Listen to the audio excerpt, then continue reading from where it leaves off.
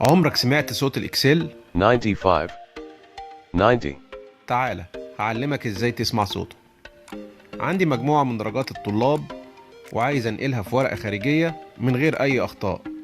هستخدم خاصية اسمها Speak Cells.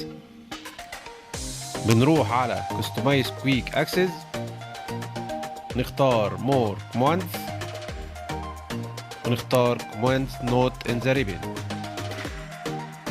ونختار Speak Cells.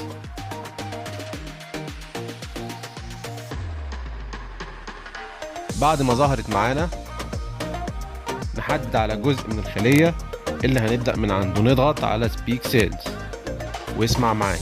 Mohammed El Said 95 90 80 265. لو عجبك الفيديو أرجو الاشتراك في القناة.